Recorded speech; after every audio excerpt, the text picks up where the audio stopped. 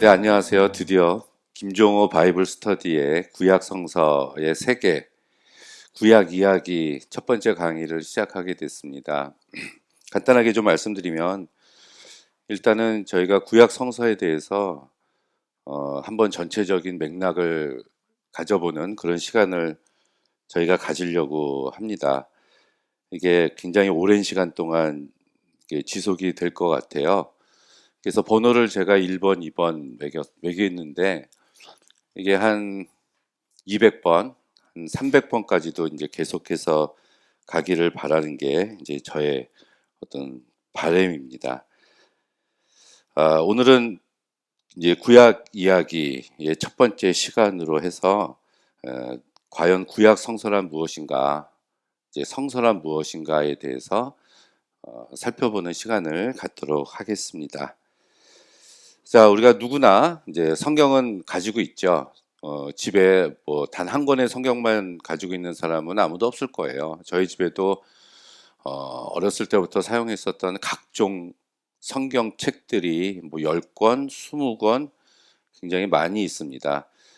그래서 많이 읽어본 적도 있고 또 뭐 안 읽은 성경도 있고 또 우리가 선물하기도 하고 선물을 받기도 하는데, 과연 이 성경이라는 게 무엇인가, 성서가 무엇인가에 대해서 우리가 한번 정확하게 그 개념을 우리가 정리하고 넘어가야 될 것 같습니다.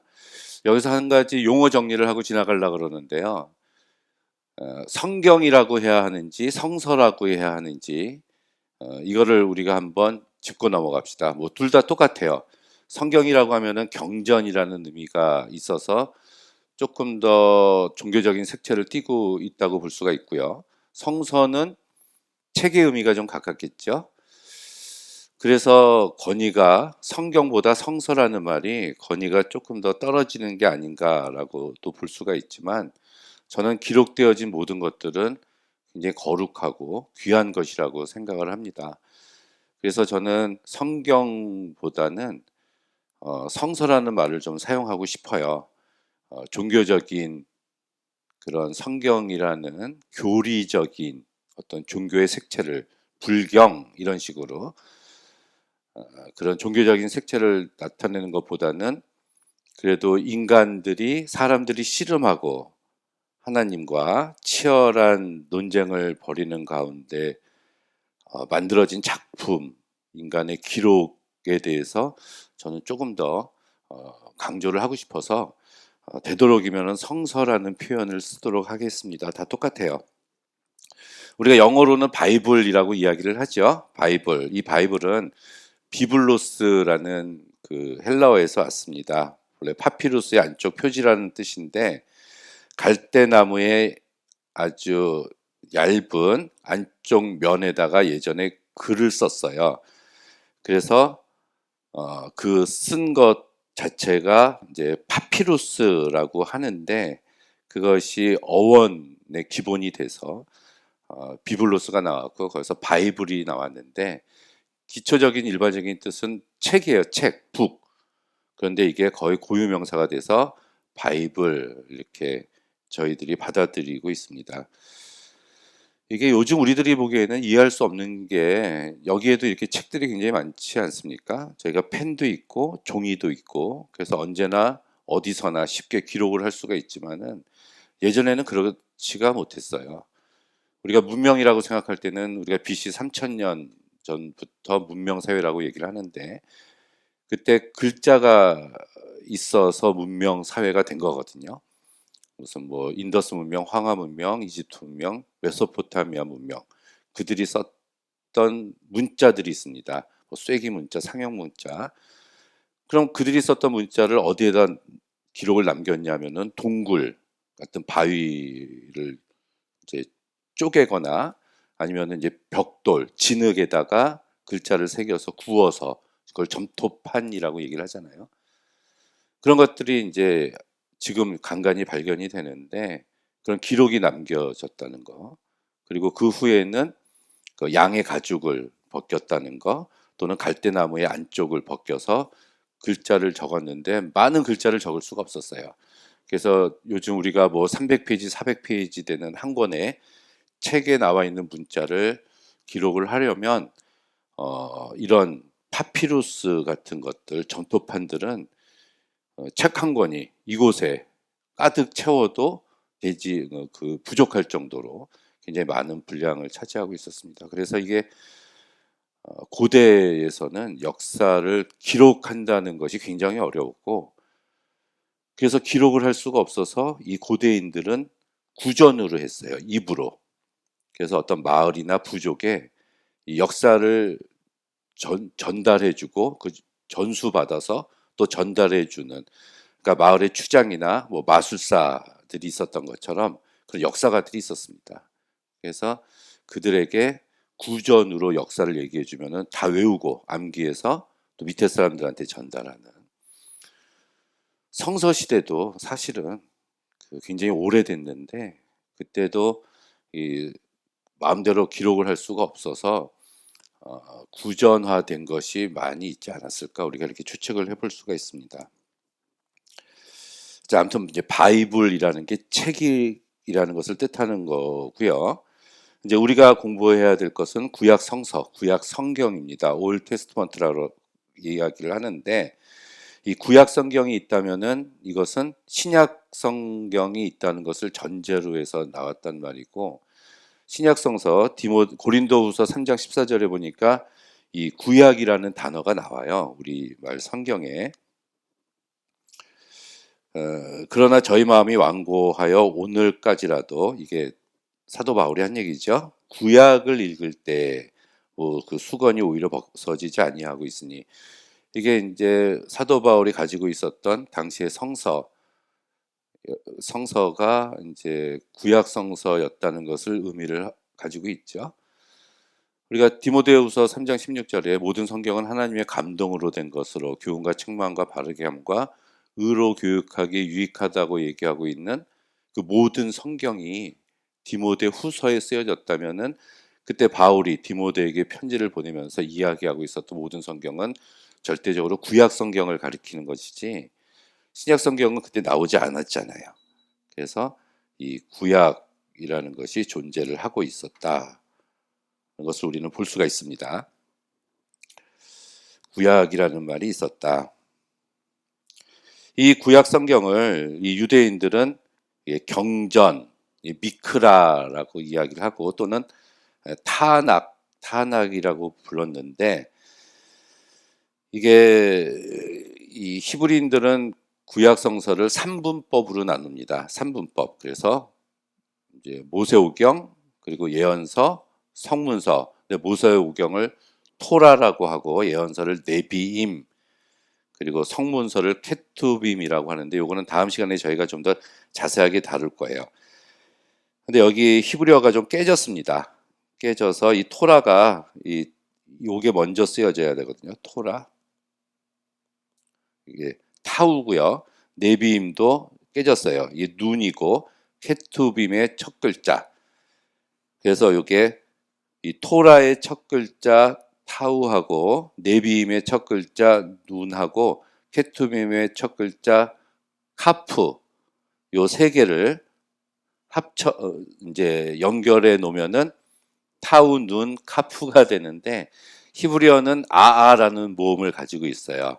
앞에 장모음 가지고 있고 뒤에 단모음을 가지고 있는데, 이렇게 읽으면은 이게 티읕 발음이 나고 이게 니은 발음이 나고 이게 키역 발음이 나옵니다. 그래서 타낙, 이렇게 그들이 불렀어요. 이게 이제 그들이 가지고 있는 성경을 모세오경, 예언서, 성문서의 첫 글자를 따서 이제 타낙이라고 불렀다. 이건 유대인들이 가지고 이제 부르는 구약 성서의 명칭인데, 사실 우리가 가지고 있는 이 구약 성경은 유대인들의 경전입니다. 그것을 우리가 개신교도들이 받아들였다고 볼 수가 있죠. 신약 성서뿐만이 아니라 이 구약 성경도 역사적으로 굉장히 최고의 문학책으로 이야기를 합니다. 그래서 현재까지 1500부 이상 발행이 됐고, 지구상의 98% 이상의 사람들이 사용하는 언어, 그 언어 중에서 1800개 이상으로 이 번역이 되었다라고 이야기를 해요. 이 한국어를 쓰고 있는 세계인이 우리 한국 남북한 합치면은 인구가 8천만 되나요? 7천만? 8천만? 그 해외에서 한국어를 알고 있는 사람까지 하면은 뭐 1억 명 정도가 한국어를 사용하잖아요. 중국어는 뭐 10억 이상 사용하겠고, 영어도 뭐 몇 억이 사용하겠죠. 이렇게 많은 사람들이 사용하는 언어가 있는 반면에 소수민족들이 사용하는 언어들이 있습니다. 그래서 이제 50만 명이 사용하는 언어도 있고, 특히 인도네시아나 뭐 필리핀 정도만 해도 600개, 400개 종족들이 각각의 언어를 가지고 있다고 해요. 그런데 한 20만 명 정도 이하가 사용하는 언어들은 이게 사라진다고 합니다. 시간이 지날수록 언어를 보존할 수가 없대요. 그러면은 이게 우리가 선교사님들 중에서 성경 번역 선교사님들이 있습니다. 그들은 평생에 한 언어를 내가 그 언어를 성경으로 번역하겠다. 그러니까 뭐 몇만 명 아니면은 더 적은 몇천 명까지도 되겠는데, 그들에게 이 선교사님들이 가서 몇 년 동안 그들의 언어를 배우고, 그들의 언어를 배워서 언어를 활자화, 문자화를 시킨 다음에 이제 그걸로 성경을 번역하는 이런 사역을 하는데, 그런 걸 했었는데 이게 인구수가 거기도 줄다 보면은 그 애써 사용했었던 그 성경 번역했었던 것이 또 무용지물이 된다는 그런 이야기도 제가 그 선교사님을 통해서 들어본 적이 있습니다. 이걸 한꺼번에 지워야 되는데 어떻게 지워야 되는지를. 됐네요. 됐어요. 자, 그런데 이 세상에서 그러니까 역사적으로 제일 많이 팔린 책이 성경이래요. 그 얘기를 제가 하고 싶은데, 근데 이 성경이 사실 여러분 읽어봤지만 재미없죠? 예, 거짓말입니다. 재미있다는 거는. 재미없어요. 이게 얼마나 재미없는 책입니까? 너무 두껍고 무슨 말을 하는지도 모르겠고, 그럴 수밖에 없는 게, 우리가 지구본을 이렇게 돌려보면은 한국의 정반대편이 이 유대인들이 살고 있는 지역이고요. 우리가 문화가 다르고 또 아주 고대로 쓰여진 언어이기 때문에 우리가 읽어도 재미가 없습니다. 재미가 없어서, 당연히 재미가 없으니까 잘 팔릴 가능성이 없죠. 재미가 있어야 책이 잘 팔리는데, 제 책도 이렇게 생각보다 많이 안 팔리는 걸 보면은 재미가 조금 있나 봅니다. 그래서 복잡한 내용, 그리고 통일성도 성서는 굉장히 결여돼 있어요. 이 얘기, 시가 나왔다가 뭐 역사 이야기를 했다가 또 뭐 편지 글이 나오기도 하고, 이런 통일성이 결여돼 있고 방대한 내용이 있는데, 그런데도 이렇게 잘 팔리는 이유는 뭔가 기능이 있을 것이다라고 이야기를 합니다. 기능. 그래서 그 기능이 무엇인가를 한번 볼까요? 처음에는 예술적 문학적인 기능을 가지고 있다는 거예요. 우리가 가지고 있는 성서는. 그래서 우리가 영화나 어떤 음악이나 아니면 책 같은데 성서의 주제들이 굉장히 많이 인용되고 있습니다. 그래서 전 세계 예술 문학가들이, 제가 도용했다고 썼지만 사실 이제 도용이라는 말보다는 이용했다, 뭐 이렇게 이야기하는 게 낫겠죠.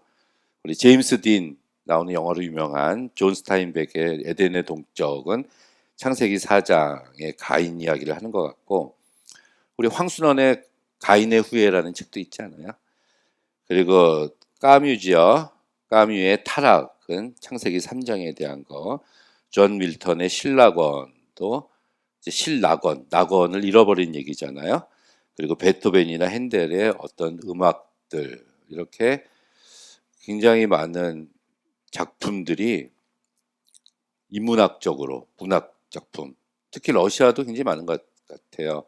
도스토옙스키나 톨스토이의 모든 책에 낸 주제나 내용들이 이 성경에 대한 이야기들을 하고 있거든요. 사실 그 이후 문학가들은 그들이 했었던 내용을 좀 더 세밀하게 디테일하게 들어가는 겁니다. 그들이 딱 건드려 놨어요. 그 전에 예술가들이. 그렇게 예술적인 가치를 이 성서가 가지고 있다는 것. 두 번째는 이제 역사적인 자료를 제공해 줍니다. 이 성서가 없었다면 그 당시에 고대 팔레스타인, 중동 지역하고 근동 지방의 역사에 대해서 우리는 모를 거예요.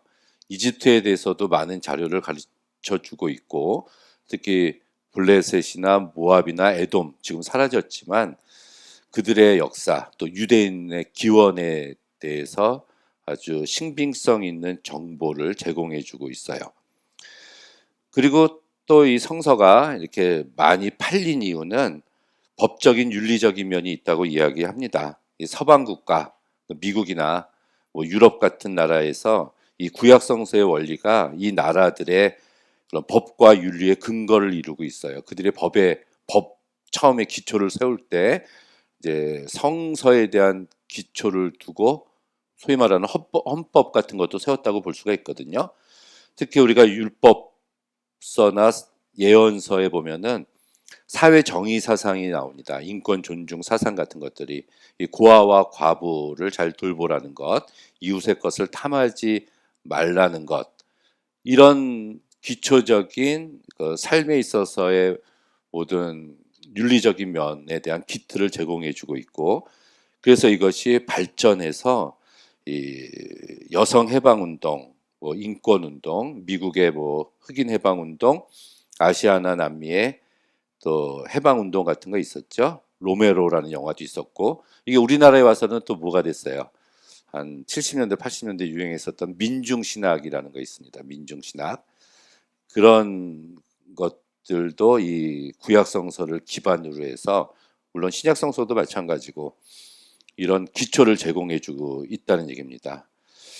그리고 네 번째는 이제 가장 기본적인 거죠. 신앙적인 면에 있어서 이 유대교를 믿고 있는 사람들, 또 우리 기독교를 믿고 있는 사람들의 신앙 지침과 생활의 기준이 되는, 삶의 규범이 되는 책으로도 볼 수가 있습니다. 정리를 하면 이 구약성서가 이렇게 많이 팔리고 많은 사람들한테 그토록 오랫동안 사랑받고 읽혀진 이유는 아름다운 문학적인 면을 가지고 있으면서 고대 근동 지방의 역사에 대한 자료를 제공하고, 서방 국가의 법적인 면, 논리적인 면도 제공하고, 특히 신앙인의 입장에서 볼 때 우리들에게 있어서 삶의 규범, 지침이 되는 책이기 때문에 이렇게 이제 많이 읽혀졌다라고 우리가 생각할 수가 있습니다. 그런데 여기서 이제 한 가지 좀 무거운 주제로 들어가면은, 우리가 어떤 전제, 선 이해를 가지고 접근해야 되는가 하는 것들이 굉장히 중요해요. 왜냐하면은 우리가 어떤 선입관, 전제를 가지고 접근하느냐에 따라서 성서에 대한 이해가 우리들이 달라지기 때문에 그렇습니다. 한마디로 뭐냐 하면은, 우리 성서의 주인공이 누굴까요? 주인공. 성서의 주인공. 하나님, 예수님. 예, 맞습니다. 어떻게 알았지? 우리가 뭐 아브라함 이야기를 읽어보면은 주인공이 누구예요? 아브라함 이야기에서. 우리는 아브라함이라고 생각하는데 이게 하나님이란 얘기죠. 다윗이 골리앗을 무찌르고 죽였다 했을 때 주인공이 다윗이라고 얘기하면 안 돼요. 하나님이라고 얘기를 해야 됩니다. 그래서 아브라함이 만났던 하나님을 소개해 놓은 책, 다윗이 만났던 하나님을 소개해 놓은 책이다. 그 얘기를 제가 하고 있는 거예요. 성서는 하나님의 인격과 활동을 소개하고 있다. 그래서 우리는 성서를 읽을 때 하나님을 발견해야 된다. 하나님을 찾으려고 해야 된다는 얘기예요. 성서 본문을 어디를 보든지 간에. 두 번째는 우리가 성서를 보면서 어떤 철학적인 근본, 진리들, 신학적 진리들을 찾으려고 노력을 하다 보면은 실패할 수 있다, 이런 얘기입니다. 하나님, 진리의 근본이 되시는 하나님을 발견하는 것이 돼야 되고, 하나님의 인격적인 활동을 살펴봐야 되고, 더 중요한 거는 그분이 나에게 어떤 일을 하고 있는지에 대해서 주목을 해봐야 된다. 아까 아브라함이 만났던 하나님이라고 소개했는데 그 아브라함이 만났던 하나님이 지금 나는 어떻게 만나주고 계시는가? 다윗이 골리앗과의 싸움에서 승리했었을 때 그 다윗이 만났던 하나님이 나랑 어떤 관계가 있는가를 찾아내야 된다는 얘기죠.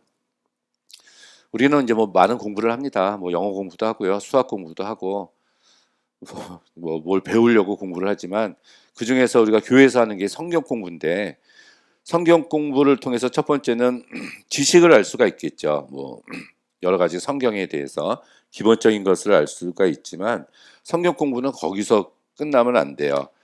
이제 하나가 더 나가야 되는데 그거는 이제 실천적인 면까지 나가야 된다는 겁니다. 성경 공부를 해서 머리로 이해를 하고 가슴으로 내가 뜨겁게 공부를 내가 배웠다면 그 다음에는 그 공부를 실천해야 된다는 얘기죠. 그것이 바로 하나님이 나에게 어떤 일을 하시는지, 그분이 나에게 어떤 일을 하시는지에 대해서 우리가 주목해 보아야 되는 그런 부분입니다.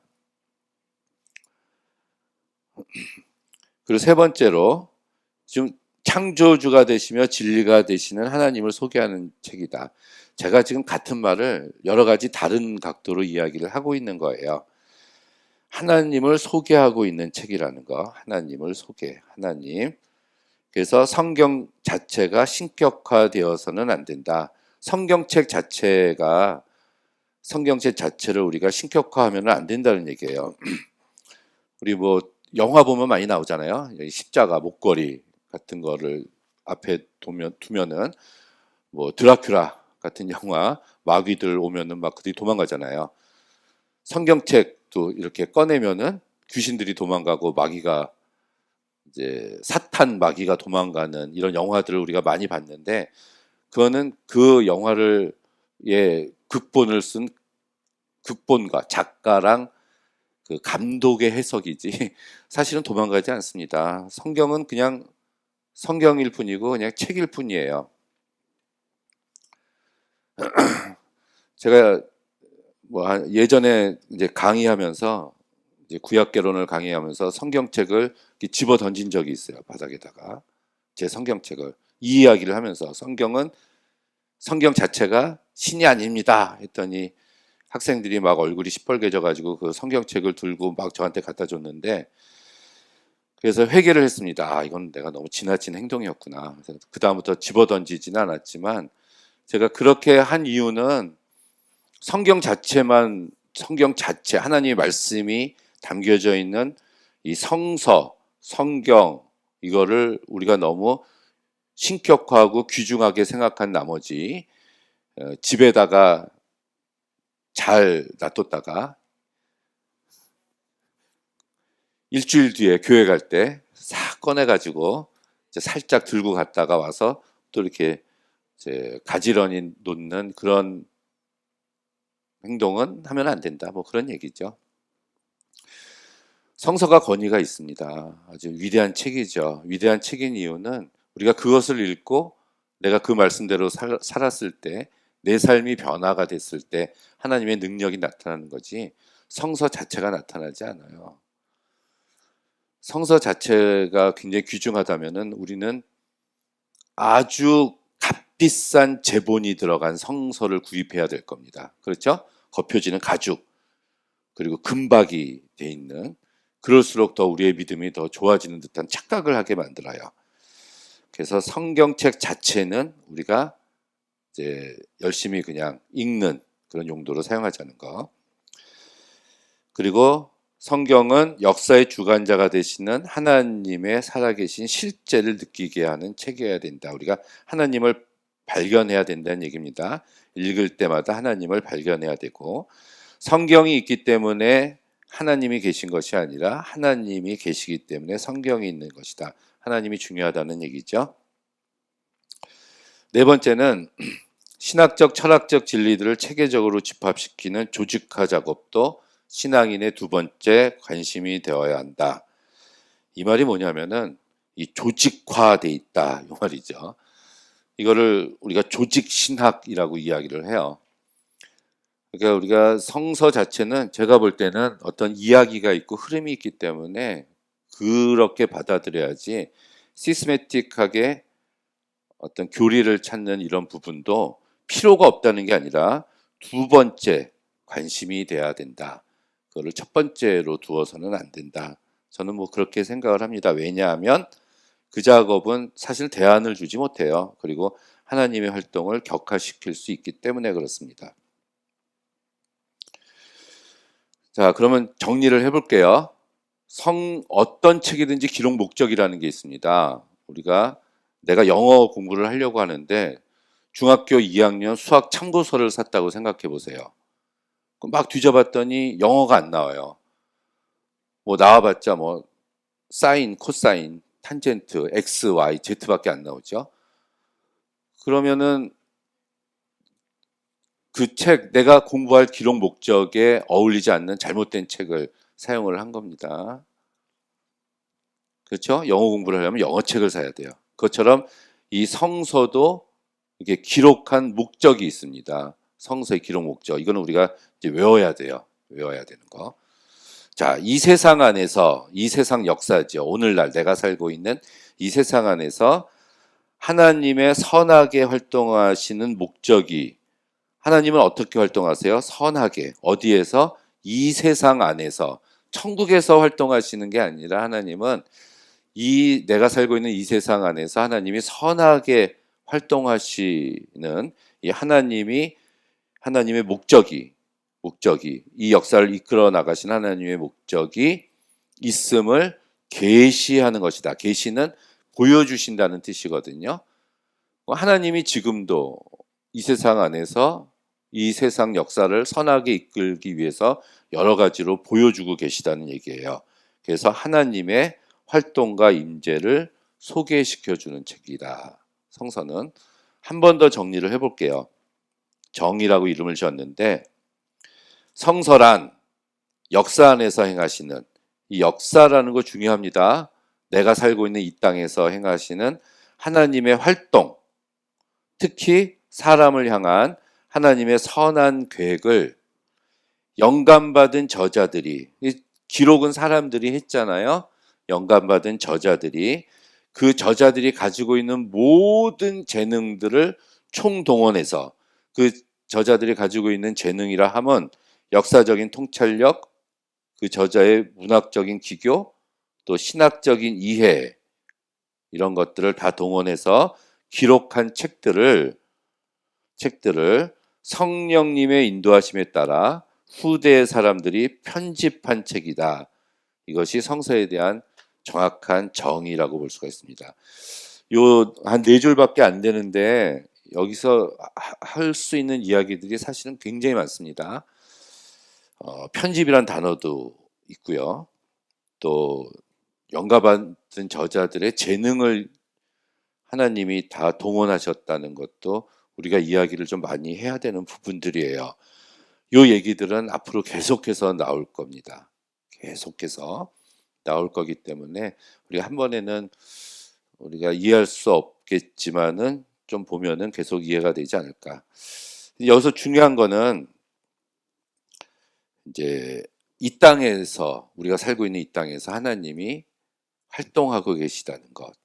그것을 우리 후대 사람들한테 보여주기 위해서 하나님이 택하신 어떤 사람들이, 그 저자들이 자기가 가지고 있는 모든 재능을 다 동원해서 1차적으로 썼는데, 그거를 또 후대에 또 하나님께 쓰임 받는 성령을 받은 사람들이 이제 최종적인 편집을 해서 오늘날 우리에게 주어진 책이 성서다, 그런 얘기입니다. 논란의 여지가 많지만 이거는 나중에 조금 더 이렇게 자세하게 또 살펴보는 시간을 갖도록 하겠습니다.